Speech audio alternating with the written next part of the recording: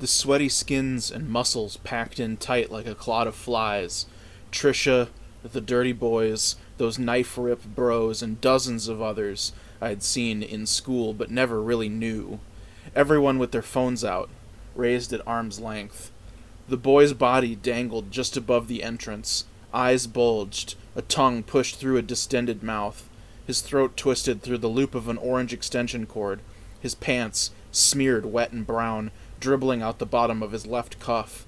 Flies already swarming. All the world blurred, a vibrating hemorrhage, and it was fine, because I could feel finally how little impact I'd ever have on the world. Losing that dread that one day you'll somehow ruin everything for yourself and everyone else. The realization that I could simply leave and the world wouldn't miss me.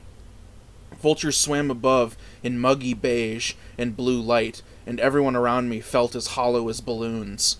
I took out my phone and started taking pictures too. It was beautiful, because we didn't know him. Then sirens, honking and flashing lights, blue and white. The crowd heaved and pulled apart.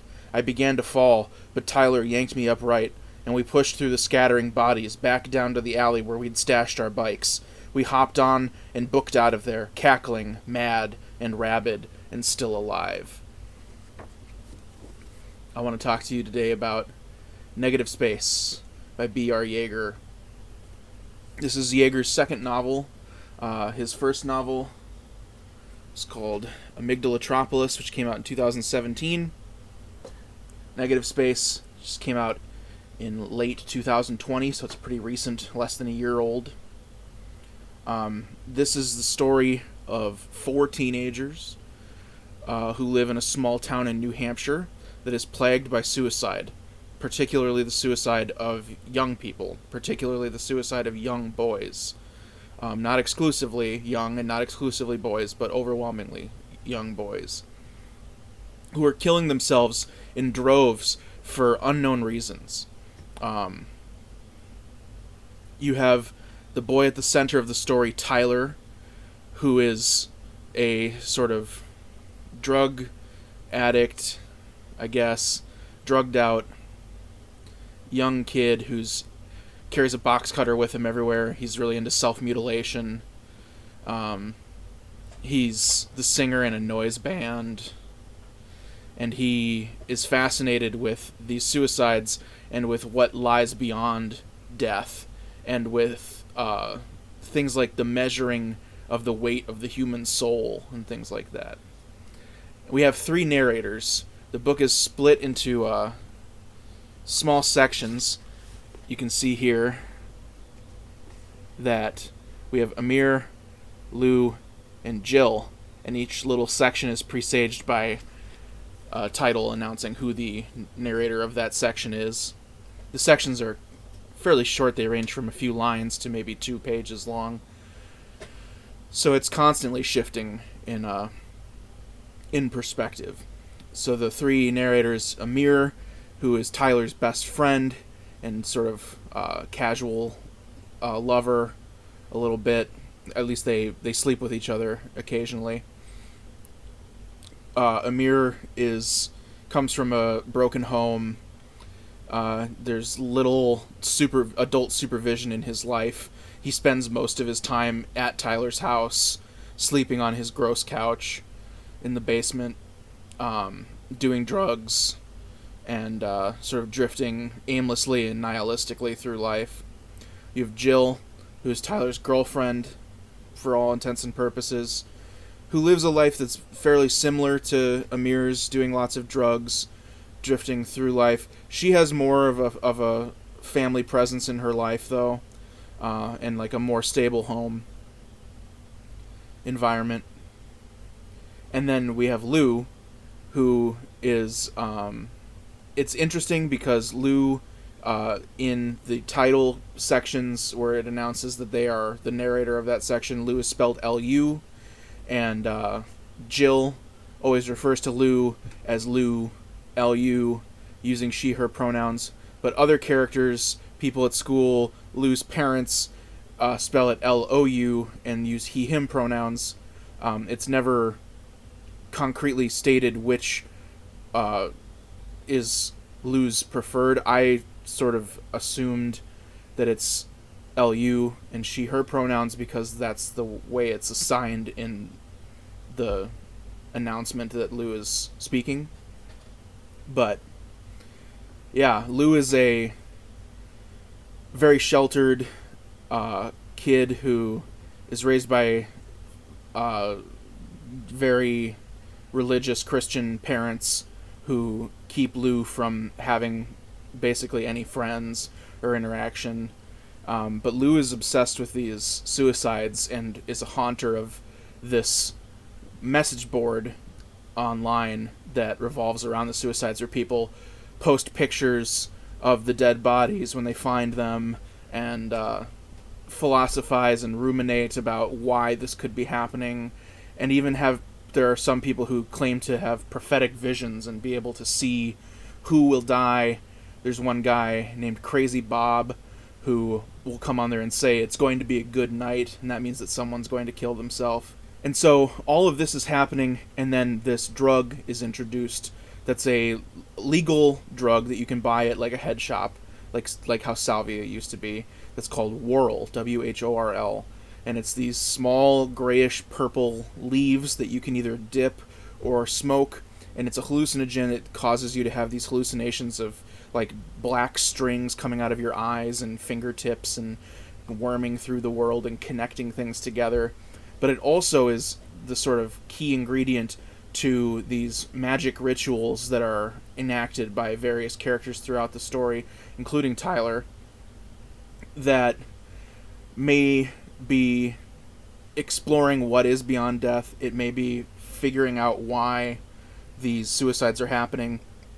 It may be protecting the people who do the spells from killing themselves. It may be causing other people to kill themselves. It's not entirely clear, because it's implied that some people are doing these rituals for good and other people are doing them for bad. So the book doesn't have a strong plot, I would say. It's sort of a series of vignettes almost of things happening.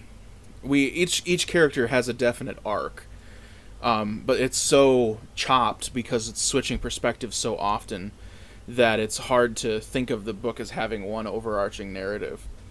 It's clear that people are behaving strangely, committing suicide, and it's something that's happening outside of their control. It's being caused by something. There's a section, for instance, this one was one that I remembered pretty vividly. Something scraped and rustled by the side of the house. A humped silhouette rounded the corner, leaning into the siding. Tyler's mom, hunched over, tipping a large red jug, a gas container, over the grass and the foundation.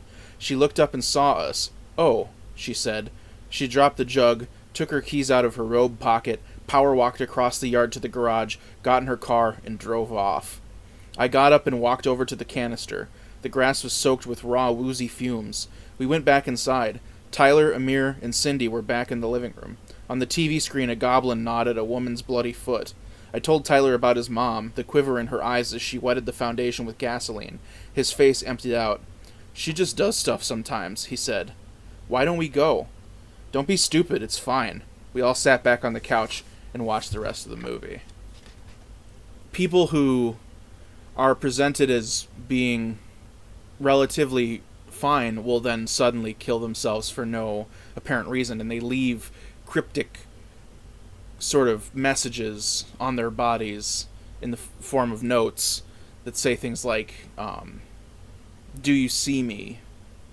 is one that keeps repeating. There's this extremely dark hopelessness to these characters that sort of saturates the entire book. It felt very authentic to my personal adolescence, which was in a small suburban town that had a lot of drug use and felt very hopeless, and I needed to escape. And basically, that's sort of how this book presents itself as well, that this is a place that is cursed, and these narrators need to escape this place. This book gets classified as horror, which I don't think is necessarily incorrect, but it's certainly not what I would think of when I think of horror. I've seen a lot of people on like Goodreads say like this is the future of horror. If that's so, then I am excited for the future of horror. It does contain a lot of really dark stuff. Suicide, self-mutilation, insanity, hallucinations, occultism. It's hard for me to put into words how deeply I felt this book. I felt a lot of similarities between this book and my own book that I wrote. That my book that I wrote is a largely autobiographical book about people in a small town doing drugs, and it also has supernatural elements to it as well. I wouldn't think of my own book as a horror book at all, but it does have ghosts in it, for what it's worth. But this book, it really felt like I knew these people. I knew these kids. The shitty drug dealers who they're buying weed from, I knew those drug dealers. The white Rastafarians with the blonde dreadlocks who live in like little basically trap houses where everything is garbage, but there's like an Xbox and they watch porn on it with their friends. I knew those people. I was there. And this book really felt authentic to my experience.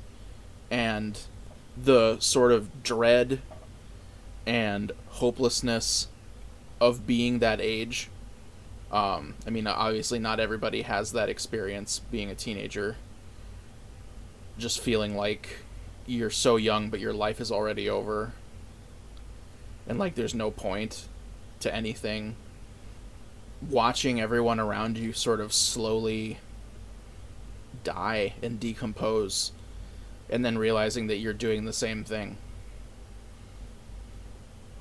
It was really affecting in that way.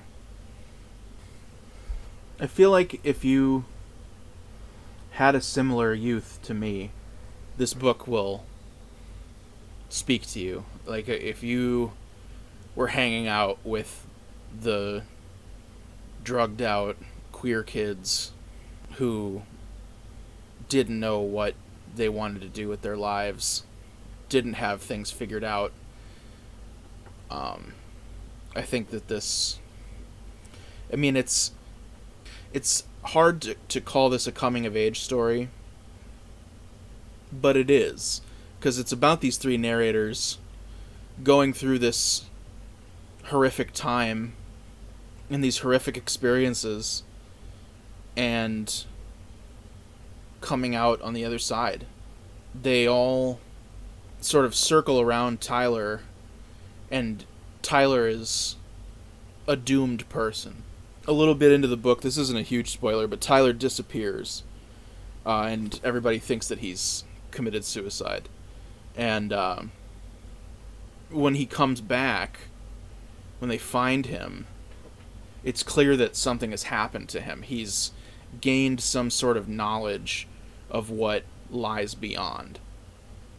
And from there on is no good anymore. He's just a doomed person.